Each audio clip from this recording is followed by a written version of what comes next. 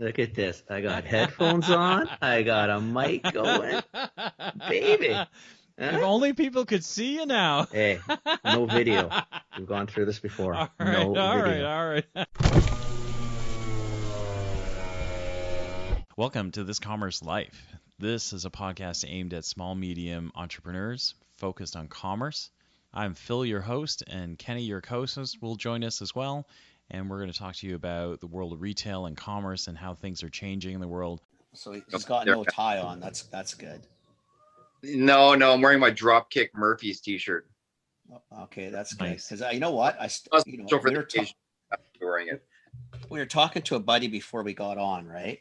And he goes, "Who's a guest tonight?" Because he was, "Oh, come on, I'll fill in." We're thinking, "Well, you don't need you, man. We're booked for months right now. We don't need your help anymore. We're way past that, man. We're way bigger than that. We got people." I said, It's like a club that has a lineup out front, and you're like, there's no one in the club, but there's a lineup out front. Yeah, exactly. That's the So I tried to explain to him. I said, "No, I said I've never been able to say this, but I can with Tim. I've got my lawyer on, right? Because that sounds pretty cool, right? I have a lawyer because I actually have to use Tim because Tim's my lawyer, so I have a lawyer." Yeah. So, and first thing Mark said, he goes, "Well, is he charging you?" I said, "Fuck, I don't know. I never asked that. I just assumed he was coming on as a friend now, not as my lawyer. So we better qualify that before we start this." So for instance, he goes, "Well, if he's wearing a tie, you're getting billed." So I was happy. No tie. He's got a t-shirt on like that. So, okay, this is a freebie. Thank Christ. Yeah, we're off the clock. Woo. But this is a privileged conversation, so that means that you can share all of your deepest secrets. And I can't tell anybody, but of course it's going to be broadcast, so it doesn't really help you. No, but see, out of the three of us, you're the smartest one. So you'll know when to shut up and you're going to share only what you want to share. And that's all good by us anyway.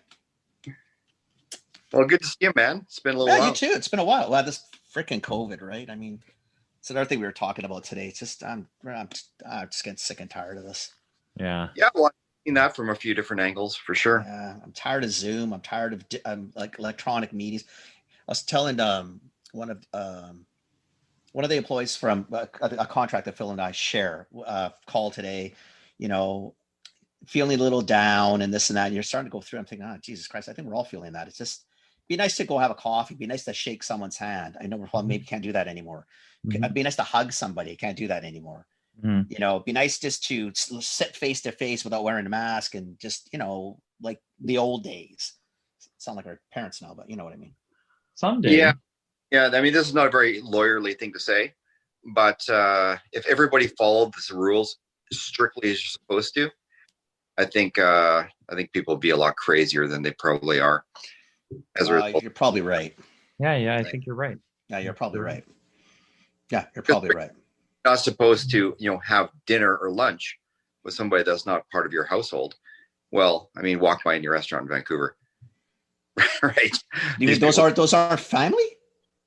No, and also as I thought they're fun, but if we're out, Amelia and I, I'm just telling you right now, it's definitely family, 100%. We are not those people. We are not those people. I'm in Ontario, so we can't do any of that. So there's no. You guys couldn't go out. That's why. Like you had no restaurants to go to. We could actually do stuff here still. Yeah. Well, it's usually known as Vancouver's known as no fun Vancouver, but I guess during COVID, we're kind of the bright spot. Buddy, we're the rock stars, man. We were open. Unlike Ontario, they completely shut it down. Yeah, we're shut down. Like we opened and we're shutting down again. So like we opened up and then like they shut down like almost immediately. They shut down like 3 or 4 counties. They're doing it again. I don't think I'm in Peel, which is probably one of the most populated regions in Ontario. I don't think we're ever leaving the lockdown phase ever. Not anytime soon. Yeah, not anytime soon until we all get vaccinated. Yeah, and that doesn't sound massively promising anymore either. Yeah. Right. So. I mean, pretty soon they're going to tell us as long as you drive by the doctor's office, it'll be good enough. Right? Because it went from 2 had to get first shot, 3 weeks later, second, then went to 6 weeks. Now it's 8 weeks. Now maybe you don't need the second shot. Maybe you don't even need the first one pretty soon. I don't know. Yeah, well, I've become a bit of an expert in COVID testing. Our office got shut down. We had one of our lawyers got COVID. So we had to, basically send everyone home. And then, the public health nurse left a message on my phone saying, that I should probably go get tested. And then my kids arrived from France. I've got 2 kids that kind of go back and forth, and they're exempt from the Quarantine Act, except, I can't bring them to go play with any of their friends here unless they get tested. So I brought them to get tested in one of the drive-through testing places. And they're like, well, are you exhibiting any symptoms? I said, no, there's no symptoms. They're like, well, we can't give you a test then. Yeah. I don't know where you go with that. Yeah. Right. That's funny. I had that problem here. So we were isolating because I was working with a client and somebody in their warehouse tested positive, and I was like a secondary. So they said, you don't need to get tested now. You should isolate. And then if the person that you were in contact with, gets tested and is positive, you got to go. But again, same thing, right? Is one, she went and they said, do you have symptoms? She said, no, I have symptoms. Go home. Don't get tested. And then she went back again. They said, yeah, we'll test you. And then we found out later that another person tested positive, but now she can't get a test anymore because she's already had one that she tested negative for. So she's now got to wait until she exhibits symptoms so she can go back and get tested again. But now she can't go back to work because she doesn't have a test that says she's negative. So she's like, but by the time you get symptoms, it's an asymptomatic issue. Say I've got a cold, right? And then I'll get tested again, right? Do you have any symptoms? Yeah, my throat, I'm coughing a mile a minute. Just get the damn test. Because at the end of the day, it's also a virus that displays a lot of asymptomatic issues, right? So you're not going to test me because I'm asymptomatic.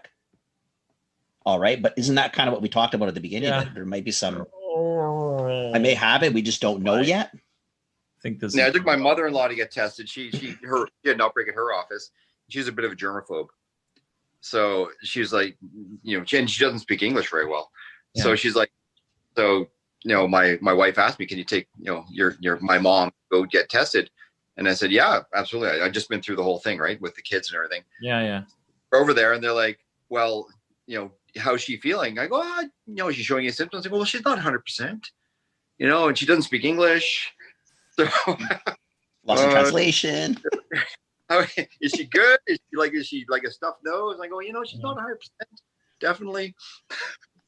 And they just gave her the test, thankfully. Wow. Yeah, because I didn't want to hear about that if I came home without a test. Well, how are you going to explain that one? Yeah, no explaining it.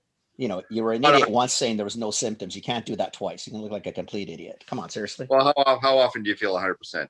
No, not often. These days, not often. Not often. Oh. These days, not often. No. But anyway, that's all part of it. Awesome. Tim, thanks for coming on the show. Done what we normally do, about 10 minutes in. And nobody knows I know. what we're talking about. This is kind of how we roll. So, Tim, Kenny, do you want to do an intro? Yeah, sure. So, Tim, just so you know, this is how we pretty much do it. We end up talking to people, and about 10 minutes into the podcast, we figured, well, I guess everybody else who's listening might want to know who we're talking to. So today we have on Timothy Murphy. We call him Tim. Do you like Timothy or Tim? I've always called you Tim. The government and my mother call me Timothy. You're Tim. Yeah. So Tim's good. So that's where you are. So Tim Murphy. So Tim is a lawyer. Tim is my lawyer, personal lawyer, as well as he does work for us. He's done work for us at Genco, the Drive Coffee Bar, Commercial Drive Coffee Company. Has a much younger picture than one we're seeing right now. Your picture came up. You got to fix that. You're definitely not that person anymore, buddy. I love you, but you've definitely aged. What as good as we have. So what we thought, why we wanted Tim on, or why Phil and I talked about, is what we're going to try to do over the next little bit is bring professionals on that could provide some insight or some guidance without too much guidance, because you got to be careful of what you say. Mm-hmm. But helping some of our small business entrepreneurs think of maybe questions like, when should you incorporate? When should you not? When should you trademark something? Maybe when should you not? When would you seek a lawyer? Maybe how would you seek out a lawyer? Things like that. So Tim, whatever you feel comfortable talking about, because again, I don't know the rules and regs you guys are governed by, But that's why we thought we'd be kind of cool to have you on, because my group of friends that use you are super thankful that we have you, because you're very easy to talk to. You've got us out of pickles. Nothing catastrophic, but you've helped us understand when we should do something. Like we had a trademark issue with, not an issue, but a concern with the drive. Help us walk it through. We trademarked the tattoo that's on the bags of coffee. You've helped us with a whole bunch of things, but I thought it'd be kind of cool, and so did Phil, if we had someone like you on to maybe help some of our listeners understand when they would seek a lawyer, why they would seek a lawyer, how to find a lawyer, that type of thing. So anyway, that's what we got on today. Tim Murphy's on our show to talk everything law. All right. Well, I'm coming in. I've never watched or listened to your show before. Atta boy. The first. You're as prepared as we are. Good for you. Welcome. Yeah. Good for you. So maybe just a quick intro. Who are you? What you do? Why you do what you do? Why we love you? The whole thing. Yeah, sure. So in terms of my legal career, so I'm from Saskatchewan. I went to the University of Saskatchewan.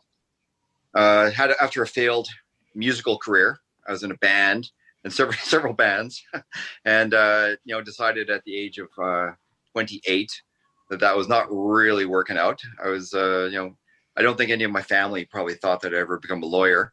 I was always that guy at the Christmas dinner with the long hair that everybody just didn't really want to talk to.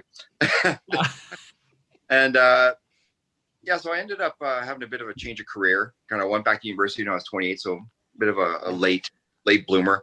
I was always interested in like English and literature, and I'd done pretty well in high school, and I did a bit of undergraduate stuff in English literature. So I finished off my BA, got an LLB, which is a Bachelor of Laws, from Saskatchewan. Then I went to McGill, got a master's in law. Then I went to Calgary and worked at a big national firm there. And then I went overseas and worked at a global firm in Paris for a few years. And at one point I realized, I was actually walking down the street with my wife, and I saw a butcher at a butcher shop, and I said, why do you think that guy does what he does? Does he do it for love of money? Because all my clients at that point were doing things for love of money.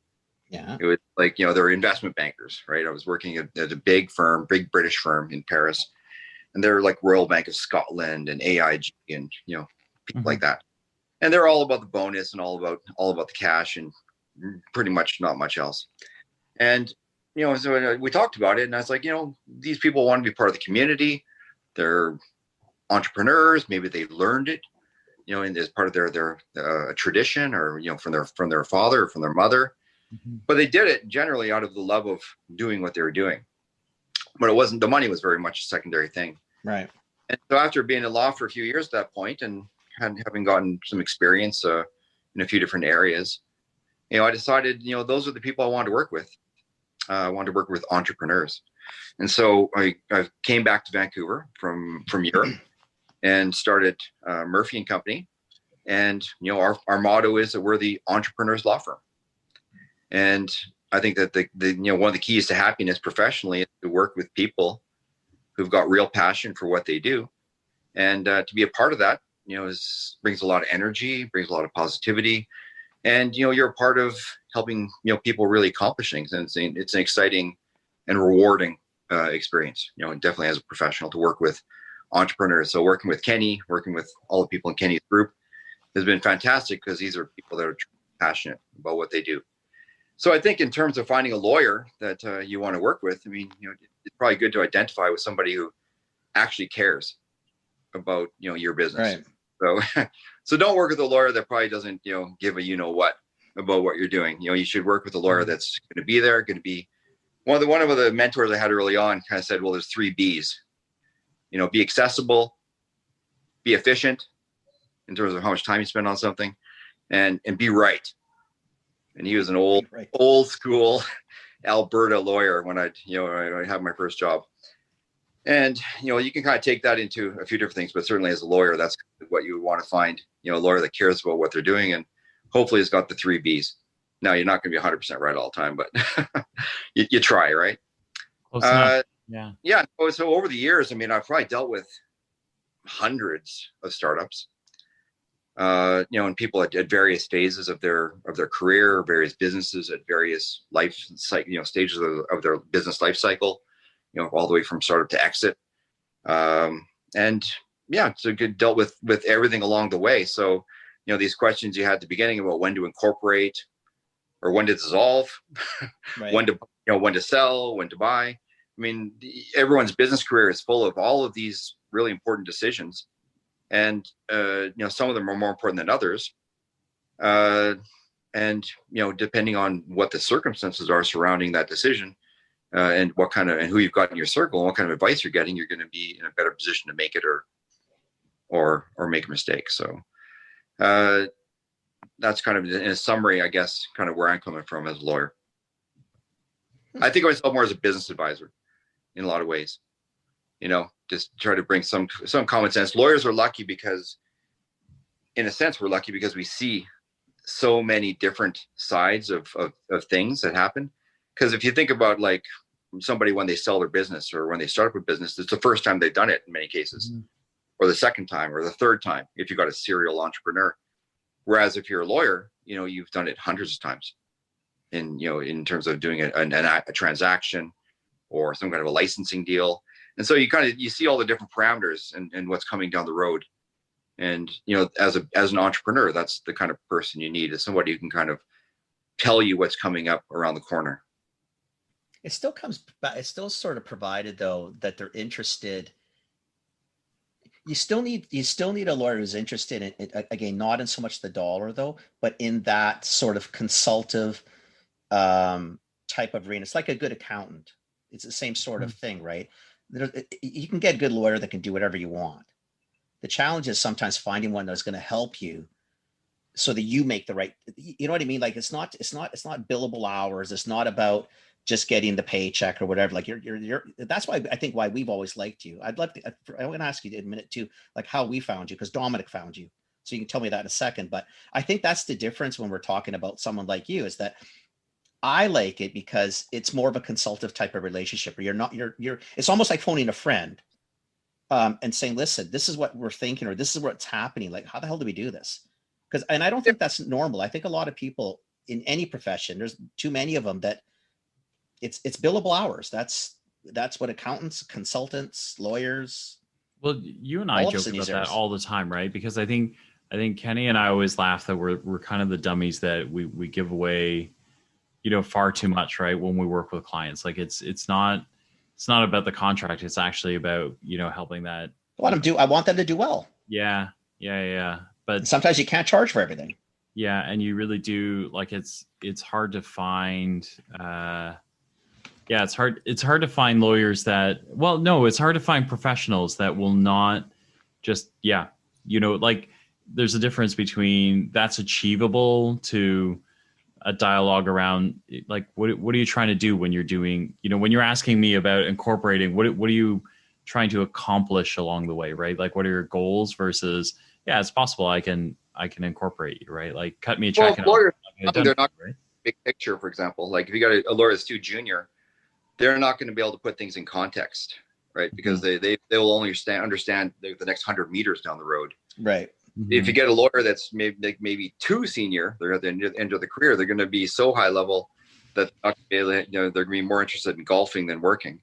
Yeah. So you got to find the sweet spot, right? Like in terms of finding a lawyer. Then also, the lawyers have a very high degree of specialization now. As previously there a lot more lawyers were more general practitioners, and you can still find some small business and entrepreneur based lawyers that kind of are generalists to a degree, but a lot of them are specialized in securities, or they're specialized in insurance, or they're specialized in something that's maybe only a small part of what your business is, which puts sometimes if you got a medium-sized business, you end up having to have 2 or 3 different lawyers, one that does IP, one's your corporate office, and another one that does for example your construction contracts or something, or another does your litigation. So you can end up having 3 or 4 different lawyers, if you can't find that one lawyer that can kind of cover all the bases. Yeah, but hence the fear in finding a lawyer then. I don't want 4 lawyers. Well, and I that's mean, the thing. reputation of lawyers, you're a lawyer, you know all the jokes we all have against you, right? It's already not a comfortable proposition. Wait, just because he's a lawyer, you assume he knows all the lawyer jokes? Oh, is sure that- he does. He knows what people think of lawyers. Come on, seriously. Well, I mean, the thing His that the family's reason not people holding think it's back. what they think is because at the end of the month they get a bill and they don't know what the hell to expect. Because exactly, or you didn't know what the hell the bill is for. Yeah. Like you're thinking, I don't even know what the hell that is. Well, some of the bigger firms, for example, they charge what are called success fees, which is literally just a way they simply, if they feel that they got a good result for you in something, they just charge you more. It's not on the basis of time. It's not on the basis of any kind of milestone. It's just on the basis of whether or not they consider that they got a successful result for you, and that's in their retainer agreement. So, I've had lots of people who come to us from big firms, and they've said, well, they wrote 3 emails, and then I got this whopping bill, and there was a line item in there that said success fee, and I didn't realize I was going to be charged for success fee. But that's out there too. Not all lawyers do that, but certainly at the bigger firms, Wow, that's what they do as a way of just padding their bill a bit. that feels Yeah, like a those are sucker. your- No, how are you doing today? I'm feeling great today. Write that down. Awesome, man. I helped you feel good today. Success.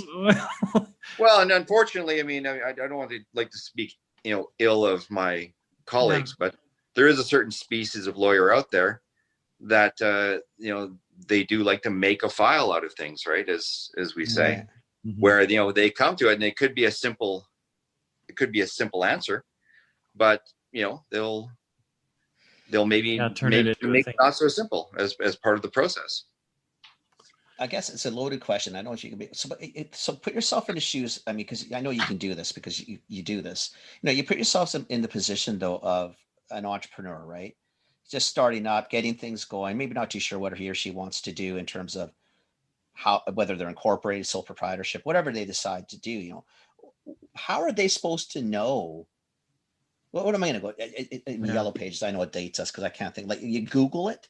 Like how do I know this shit that you're telling me? Like I don't know. How am I going to find this?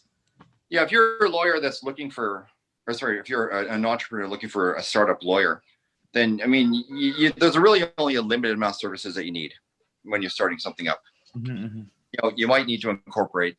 You might need a standard form inward-facing agreement in terms of your employees or contractors. You might need a standard agreement externally, with your customers. Or if you're doing e-commerce, you might need some terms of use or something like that. Mm-hmm. Might need some discussion around your branding, because that's really, really important these days. Yeah. About how you brand your company, because it ties in with your domain name. It ties in with a lot of things.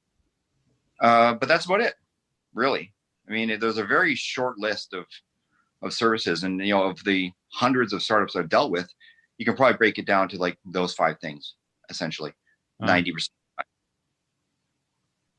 Yeah, but Are you do those- that. Are those the things that you want? Like, so I think for me, it's almost, if like, cause we'll definitely have listeners who are in this boat where Totally. this is why we're doing this, right? Is that just have no idea, right? So are those kind of the things that you want to probe a lawyer for, like on that kind of, as you're trying to shop for a lawyer, for example?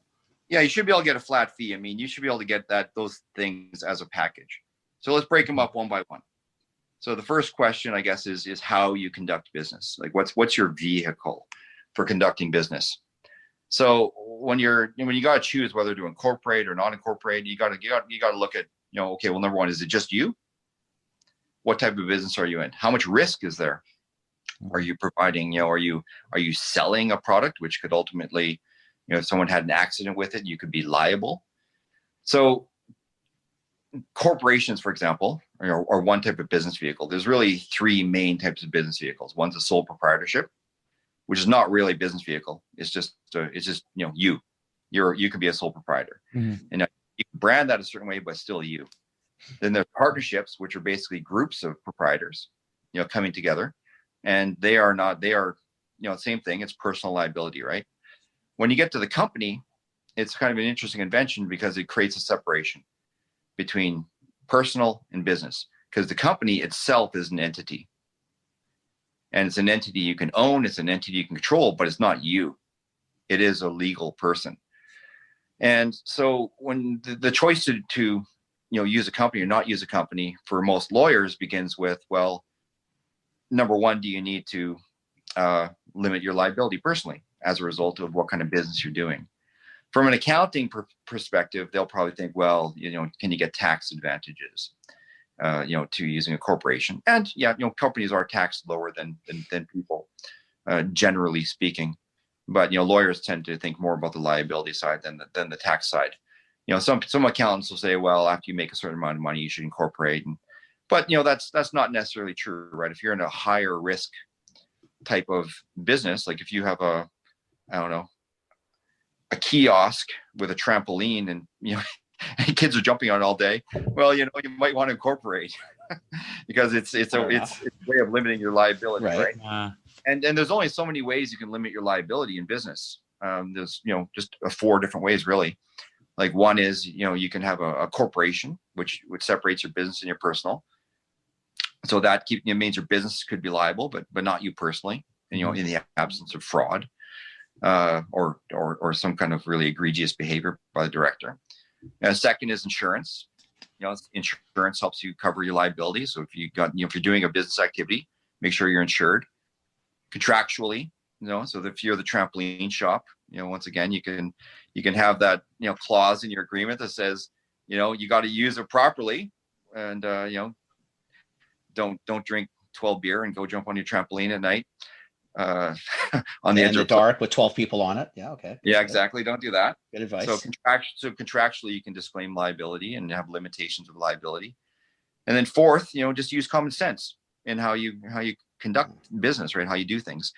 So those are really the main ways that you limit liability. So the incorporation part of it is kind of I would say almost the cheapest way in terms of separating personal and business liability. So if you're in a business that involves a bit more liability, incorporating is kind of a no-brainer, because you're not going to pay a lot annually to right. As far as doing your annual filings, and it does mean you have to do a little bit of extra tax filing. But ultimately, most accountants, at least, and if your business is moderately successful, would probably recommend that you use a corporation. Second, outside of the whole vehicle thing, is like, okay, well, how are you dealing with people? You're going to hire people probably as part of your business. Most of the time, that's right. Part of the plan. So, do you have a contract internally? Is that person going to be an employee? Or is it going to be a contractor? Well, in a lot of the gig-based economy, it tends to be more the contract side of things. Okay, well, is your business creating intellectual property? Are you a design company? Are you creating, are you hiring designers or hiring, people that write things, or, what do they do? And so the contract kind of covers off, number one, how much you pay them, how the terms of their engagement work, and then also who owns the intellectual property or things that they're creating as a result of their services. So that's very important in a contract relationship, because without the contract, the default is that your contractor owns the IP.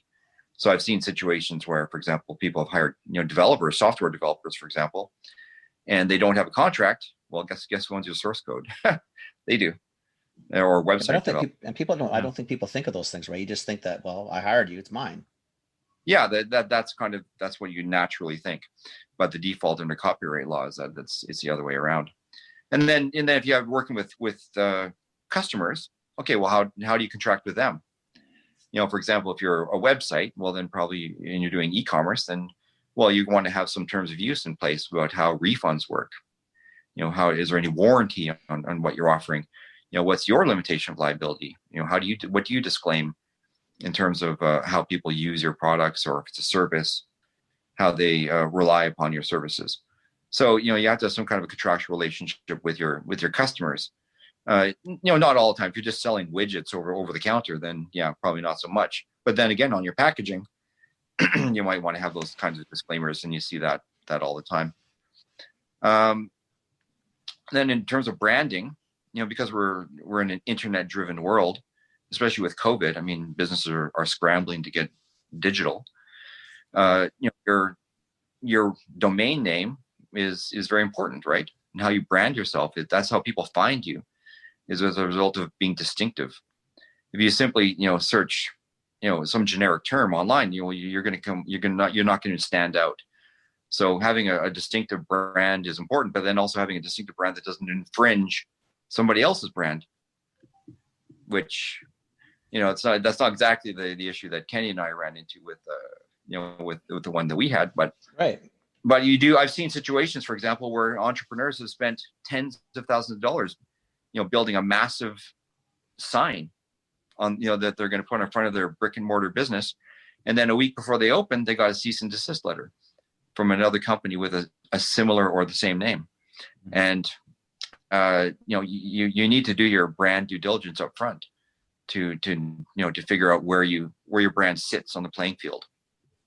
And a lawyer can help with that in terms of, looking at various databases, trademark databases, common law searches, corporate databases, and you can get a brand, registrability opinion from a lawyer, which, can save you a lot of grief, down the road. So before you incorporate, or even around the time you incorporate, you should do some kind of brand due diligence to make sure that you don't have to go and change all your stationery and potentially lose your domain name, which if your website is placed on there could be, all your traffic could disappear, just as a result of not having really kind of gotten into it. So a lot of entrepreneurs don't want to go and do all that homework, right? But it's important to, not assume that you're the only person in the world that had that idea. Yeah. You got to do the homework. Yeah. Wow. I'm just trying to think. There's a lot there. Well, that's just it, Phil. So I'm always, I mean, I know so many entrepreneurs like all three of us do, is that's not how they think. That's not how it is. You get the idea, you go out, you register a domain name, you might, I don't know, send a name into registry. If it comes back good, you take it. I mean, nobody's doing that shit. And it's not like there's people sitting there, there's not like you're walking down the street and there's a signpost. Hey, here's a checklist. Did you remember to do this? So again, then you're trying to figure, where am I going to get this information? How do I know these 5 steps of yours to even ask a lawyer or how to start that process? Well, and also if you're doing business with other people, you got to think about, okay, well, what's our relationship, right? So if you're jumping into a company with, 2 or 3 of your buddies or a family member and another friend or somebody you barely know, you have to think about also like who's bringing what and how are you guys going to establish your relationship with each other within the company in terms of roles, responsibilities, expectations. Another, part of the dark side of this is that we also see shareholder disputes come up in situations where, people have jumped into a company together, haven't really thought about it. And then you got a person who owns a third of the company who, may have already left the company in terms of, management or operations. And that creates a lot of bad feelings with the others. And there's a big fight as a result, or people having different ideas about things or different visions they didn't flesh out at the beginning. So another way that lawyers can help at the beginning, at least a good startup lawyer, is to help entrepreneurs figure out what their relationship is with each other, help them talk through their expectations, and then put that down in a shareholders agreement so that's very clear. And everybody knows what's expected of them in the company. And if they don't follow it, then there's a mechanism, for them to, turn over their ownership or to transition out. Yeah, I've seen that one. I We all have. Well, I've seen one where they buddies went in together, and then they each kind of took a spot. One was the CEO, the other one was the CFO, COO. But kind of down this line, the CFO, as all businesses, right? You start to grow, and then you find different avenues you want to grow down. And then they got into a scrap, half and half. Two wanted to go one way, the other 2 wanted to go the other way. And they started to try and pull weight based on the amount of investment they put into it. So it's just like, guys, what are you doing? Like, do we not have how do we resolve this? Are you just going to keep arm wrestling until somebody gives up? But to your point, they just didn't have a resolution mechanism at all in place. Yeah, that's why one of the biggest risks for any startup is that there is a fallout between the founders, and ultimately it's the company that suffers. Yeah. And customers that suffer. Or the employees you had with you suffer. Yeah. Or the employees, yeah. Side was completely. Well, Totally. so in this case, they broke up. They didn't have that many employees. I'd done some work with them for funsies because I thought they were interesting, but too early.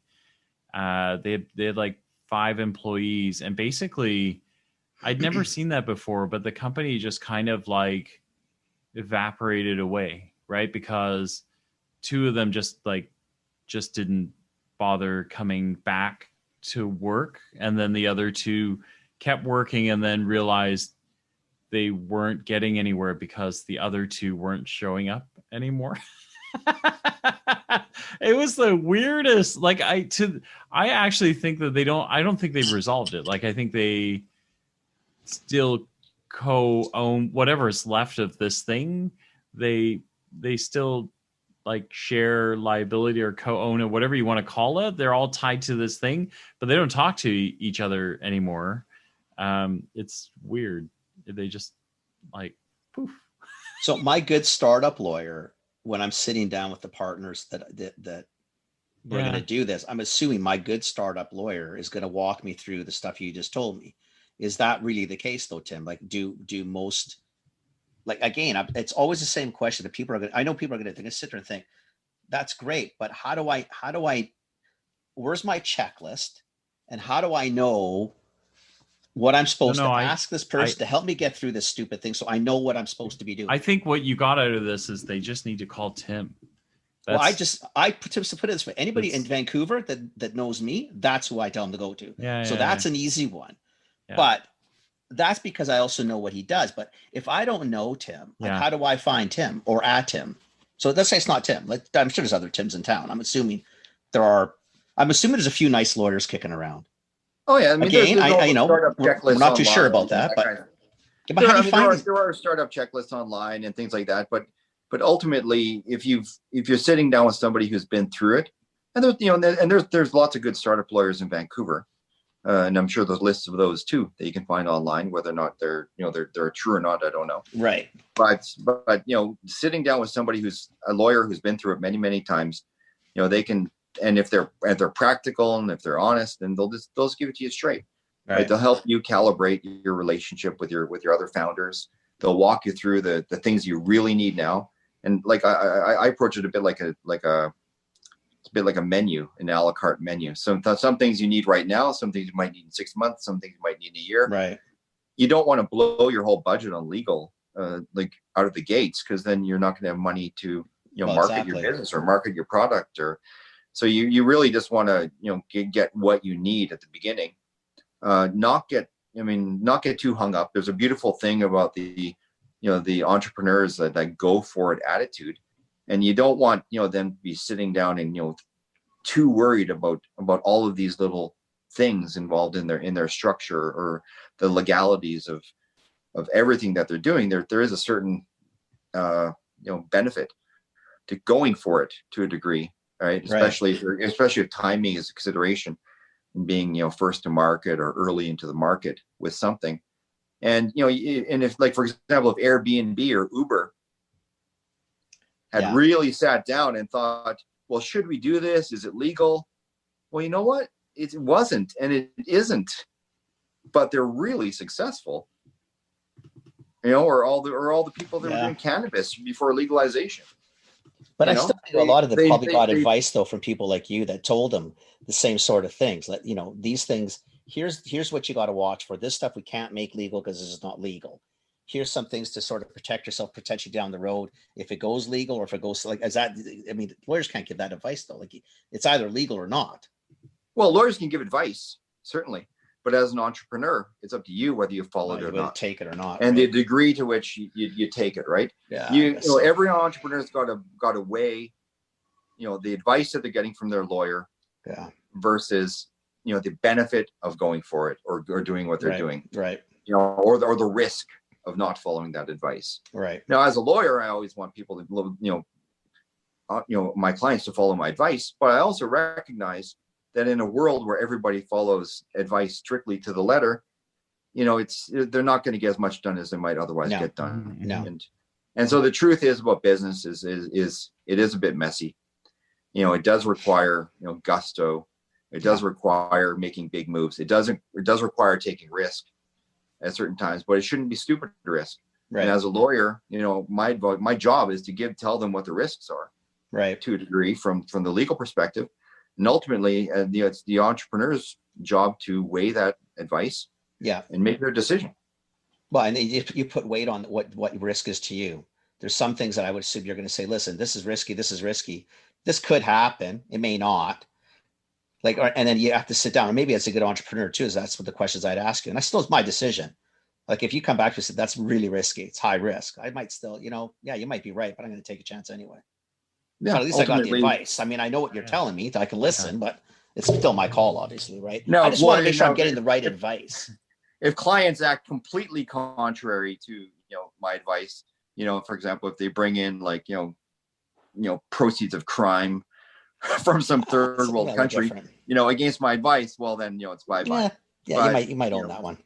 Yeah, but you know, but there are you know, layers of, no, for sure. And lawyers also, I mean, we have a duty to our clients, right? But we also have a duty to the public, and we've got a duty to the courts. And so, you know, we're constantly, you know, weighing those duties in what we say and what we do.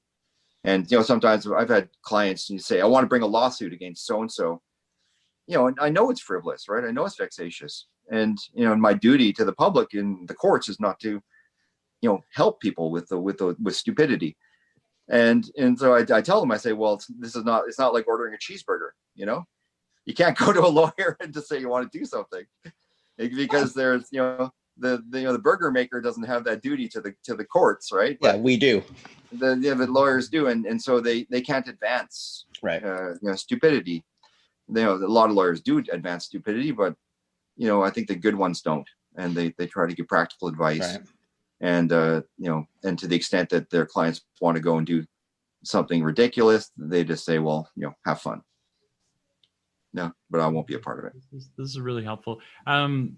Is there, I guess the part, like, I think this has been amazing. Like, even for me, this is incredibly helpful, right? Because it just helps to kind of like zero in on how you know, how you pick expert help that, quite frankly, I think most people have no idea how to pick expert help for, right? It's one of those things. Is it a weird request to ask for like references when you're checking lawyer? Like, is that a thing or not? Like, do you kind of is it okay to say, hey, like, how do I check you out? Like, yeah, you know, I mean, accountants, a client or something. Probably know a lot of lawyers, right? If you have an accountant, they probably know a lot of lawyers. If you know people, entrepreneurs that, you know, that are successful, you know, you can ask them, you know, who they worked with. Yeah. I still think that's probably the best way to find a lawyer is just, probably, you know, talk to people who've had some, talk to people who are successful and, you know, and ask them, you know, if they can recommend someone. Because chances are they've crossed paths. You know, lawyers have reviews online as well, and you can see, especially on Google, you know, there's a lot of Google reviews out there about various, you know, firms and things. So you are able to do homework in that sense.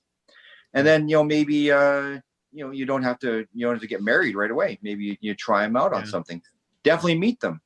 Yeah. You know, I think I always like to meet my new clients before I take them on, just to see, you know, if they pass, you know, that would I have a beer with that person? Yeah, you want to fit too, right? I think that's important. I think that's actually probably more important than what people think. Is I think fit has to be there too. Yeah. I need to like, and I'll tell you why, Tim, because you know this. I mean, there's certain professions that have different levels of trust, right? Lawyers have what lawyers, not as a group, have earned, but a few have made it really compelling argument to have the reputation that they have, right? So a lot of fear on an entrepreneur side or anybody seeking lawyers is you're thinking, fuck, like, how do I trust this person? How do I know if they're out for my best? Like, how do they know this game? So I think, to your point, reference from friends, family who've used people, other entrepreneurs, is probably a really solid way. But you know, you get what I'm getting at. Like, you understand the fear that people have coming to you get someone guys to because you're sit and thinking also like, you want I don't to know if I can trust this guy. Like, what am I gonna? I don't even know what to well, ask. that's what I mean, but you can also try them out on something small. Like maybe you need one What's contract. small though? Like, what is Well, that? even one agreement, right, or an NDA or something. Yeah, Okay. you don't have to. Yeah, you can try them out right away and ask questions when you're talking to them, like how much is it going to cost? What's the process? What's your experience in this? Right. And I'm always happy to answer those questions, right? Because I love it when clients want are careful about things and want Right. and want the best for their business. So you shouldn't just go in and assume that every lawyer is going to have the right kind of experience for what you are doing, right? Because there's lots of lawyers that don't do IP law. There's lots of lawyers that don't practice general commercial law, whereas they might be more in a different area, right? Right. So it's important to say how many of these have you done before? What's your experience? But that's the same as if you hire a home builder. Yeah, contractor. How many houses have you built? How many houses have you done? Have you built a house before? Do you know how to hold a hammer? Yeah, okay. Exactly. Fair enough. How much is it going to cost? So, Yeah, that's so a I'm good one. curious about the other side of this. So how, because I'm always curious about this. Like, I always use like, so your kind of sources of business, is there a way that you like, what are you allowed to do? I'm always so curious, like, what are you allowed to do from a advertising perspective, like, and how do you like, is most of your business now referral, or how does that kind of come together for you?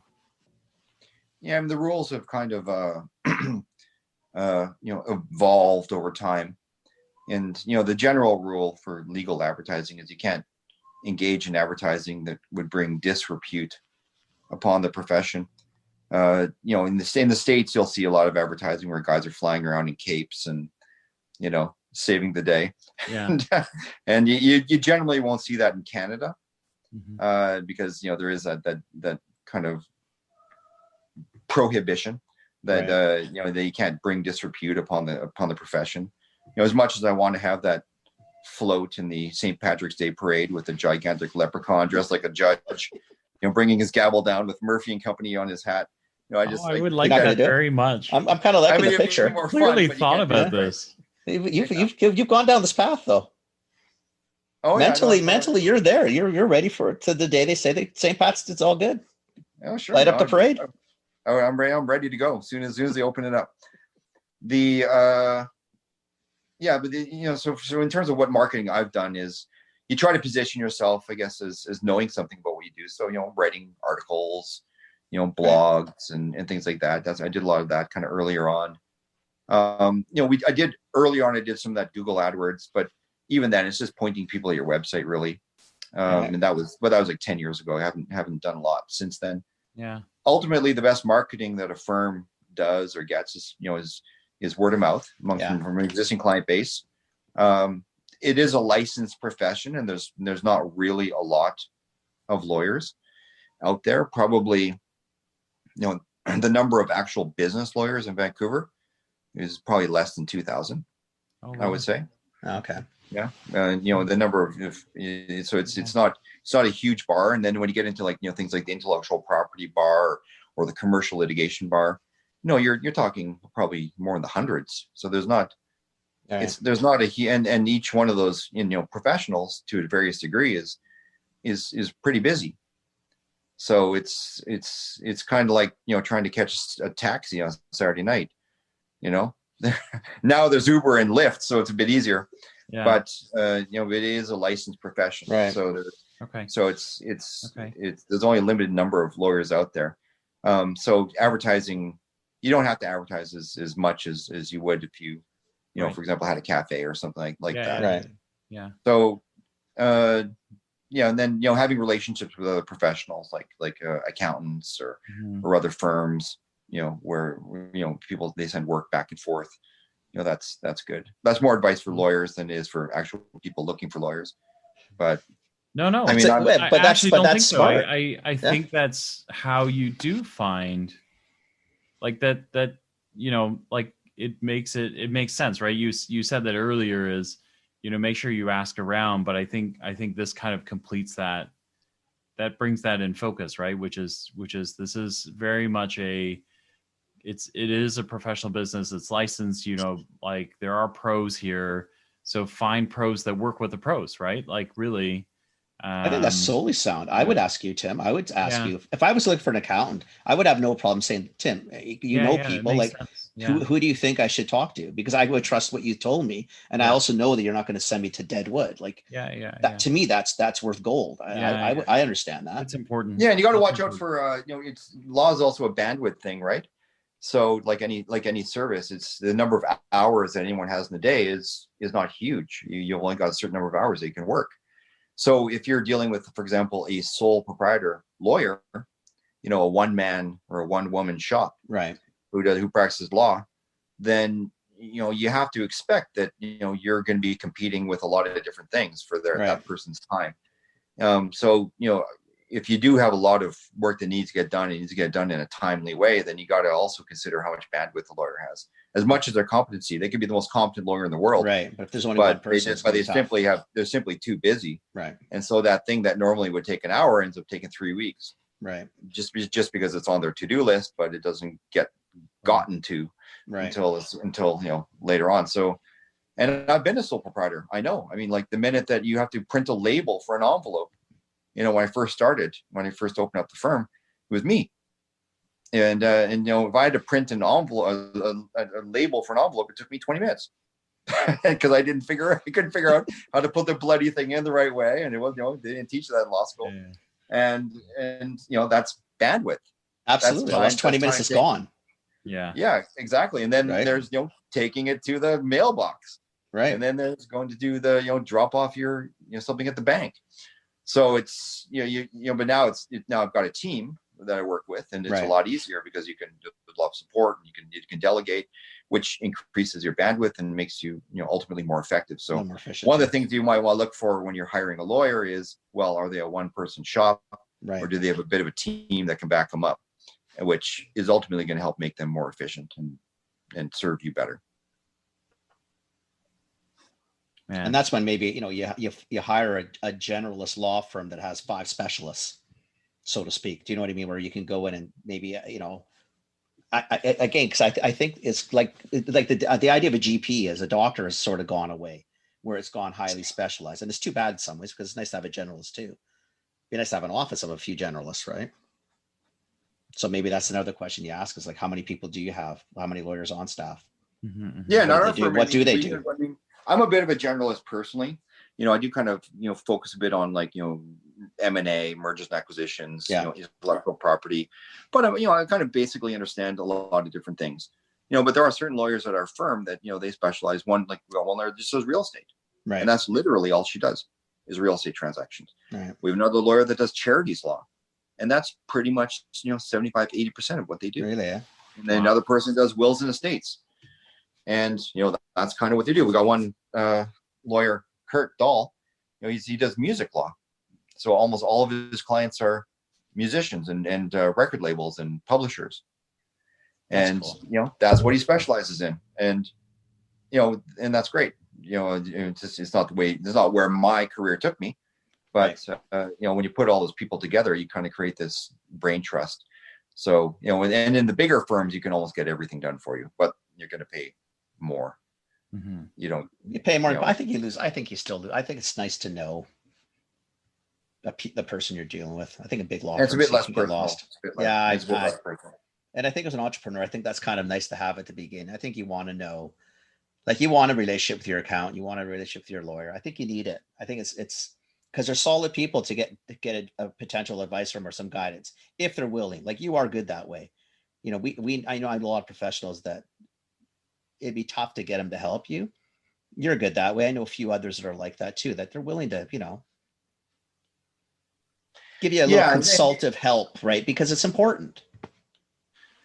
Yeah, for sure. I mean, you're doing a lot of times my clients end up becoming my friends. And, that being said, you also have to draw a line where you don't, for sure. You don't want to just become bros and you're with your clients. Because you have to have that degree of separation to also, be objective and to professionally objective. And with certain people, it's and also culturally, people different look at lawyers differently as well. I think that a lot of people have never even dealt with a lawyer, so they don't know how to deal with a lawyer as well. Whereas in certain, like I've got a number of Persian clients, for example, and they tend to hold lawyers in a fair amount of esteem as a profession. But then you got other people who, they just see a lawyer as a service provider, and they work with lawyer on that basis, like they're ordering the cheeseburger. Right. So it's ultimately a good lawyer can be a huge asset to your business because they've seen all of the things, a lot of things which you haven't experienced yet. And when you're making a decision, you need to have a good group of advisors around you, accountant, business advisor, legal advisor, financial advisor, just people that can help you, that you trust, who are going to help you, make the best possible decision at a crucial moment or a semi-crucial moment in your business, when you have to pivot or when you have to go from one thing to another. And, it's, if you get the wrong advice, it can kill your business in some cases. Yeah, for sure. Yeah, Or agreed. worse. Agreed, man. Tim, thank you for doing this. Yeah, I appreciate so glad it. We're so glad you came on. Well, that just went by pretty quickly, didn't it? It doesn't take long once you start talking about it, right? Yeah, No, it was really great. Yeah, it was really great. Before you go, if people want to find you, what's the best places to find you? Just our website, Murphy and Company, fullspelling.com. LinkedIn. Okay. I'm on there as well. Just Timothy Murphy, LinkedIn. Okay. Or just Google Business Lawyer Vancouver. You'll probably find us too. Okay. I'll put so for everybody, I'll put Tim's stuff in the show notes, as I always do. Thank you, sir. That was. And if anybody really needs it, if you can't remember that, just ask me. I'll direct you to Tim. Happily. Yeah. Happily. Wow. Fantastic. All right. Well, great to see you guys, and thanks for having me on the show. I really appreciate it. Timmy, I really appreciate it. Thanks for coming on. I think it's a big help, and I think it's a bigger problem. It's a bigger issue than a lot of entrepreneurs think of, and I think it's nice to know someone they've now heard and listened to they could probably trust, and it's good. Yeah, that's awesome. Yeah, awesome. All right. Okay, my friend. We'll chat with you soon. Thank you, Phil. Stay on. We got things to talk about. Yeah, Tim, you have a wonderful evening. I appreciate it. Thanks, guys. Thanks, buddy. Take care. Have a good one. Ciao. Bye. Bye.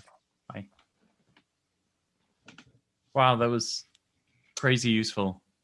You know what? I think it's still the perception that most of us have of lawyers is the problem. Yeah, it's probably it's a self-inflicted wound by a lot of their profession. No different than anybody. Like us consultants, you and I, we get painted with a bad brush too. Why? Yeah. Consultants go away and they charge obscene amount of money, and most people say they give you nothing.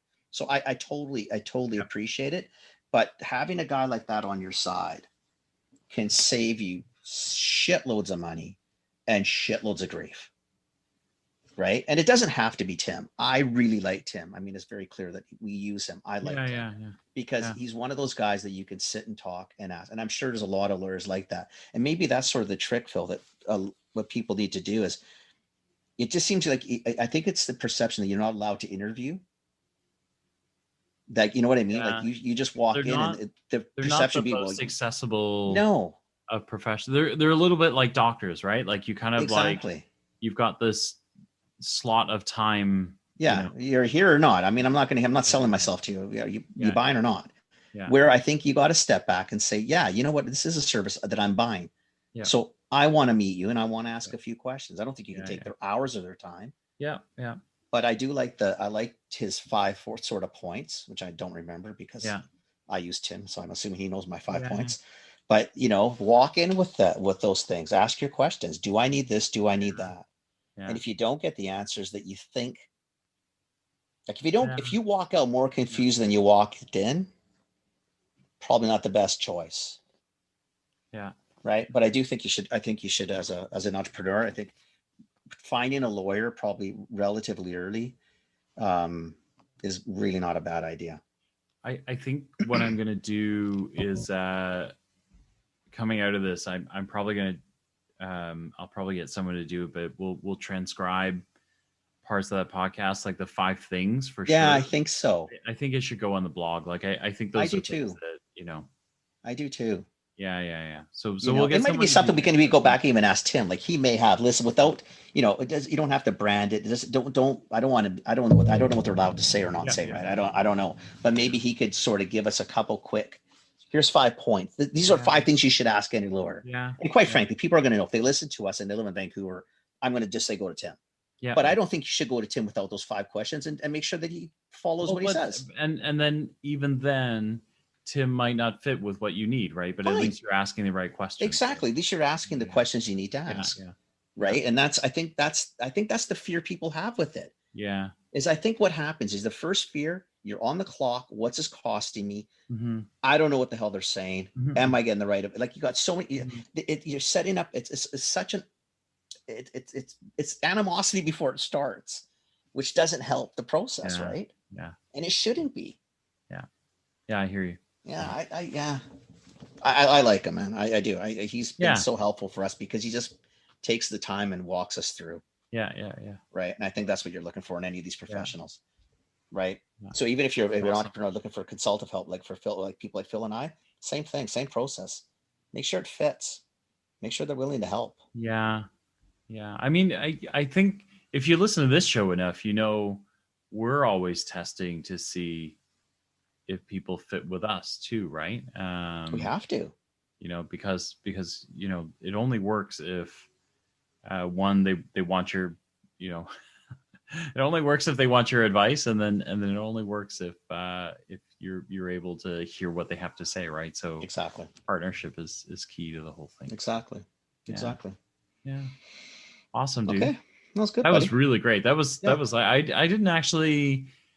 I didn't quite know what to expect out of this one, right? Like with the brands, you kind of know what's coming. Yeah. They're really they're super delightful, like Sarah. Even me last week, like I know Sarah and I've known her a long time, but I you know, to get what we got last week. What a wonderful person. Like it's funny. I was telling Amelia a little bit about that one because I know she'll never listen to this podcast. But you know, I was telling her, I said, you know, it's such a sweet story. It just, I don't know what it is. That story just made me feel so. It's just nice. Like it's just, it's just a nice story. She swam upstream. She like totally like upstream. She swam with no water. Like who the hell swims in a stream like that? I don't get it. One of those fishes that like grows legs and then portages. Just a fish that says, "Listen, I can swim in this river. Oh, there's a dry water bed. Let's try that one." Yeah. Like who does that? I ordered some of the chocolate last week. It's great. It's delicious. So Sarah, thank you for sending me chocolate. She was a fun guest. I thoroughly enjoyed. I enjoyed talking to her. Yeah. You know what we need to do? So if any of the listeners have, like, I would love to get a really good accountant on. Like someone like sort of what Tim just did, just sort of walk you through how do you hire an accountant? Yeah. Like, what does that even mean? Do I need to hire an accountant? Should I hire a bookkeeper? Should I just go buy QuickBooks? Like, so what do I do? That came up this week with someone that I don't work with, but they were asking me, and we talked in circles for a little bit because they said, "Oh, I have a bookkeeper," and I said, "Wait, do you have an accountant or a bookkeeper?" And they a bookkeeper, and so it took us a while to figure out like, it was the other way around. She said, "I have an accountant, but they're not helping me a whole lot." I said, "Well, what are you asking the accountant to do for you?" And she said, "Well, you know, like." Keep my books, like invoices, blah, blah, blah, blah. And I said to her, "So you have an accountant or a bookkeeper?" And she said, what do you mean? I have someone who looks after my accountant, my money, right? And I said to her, same. "Oh, well, no, because a bookkeeper and accountant are different. Totally different worlds." No, same. Yeah, you know, well, and that's exactly how it went, right? I went, I don't think they're the same thing. Like, no. Like, here's a great example. If you called Amelia or my wife a bookkeeper, well, I ain't gonna do that. That's stupidity. Yeah, good luck to you. Oh, you know, like, you know what? If anybody wants to try it, let us know. I'll never talk to you. I couldn't talk to you again because one, you'd be vaporized, and two, like, gonna. They're different. They really are. You know. Whole different world.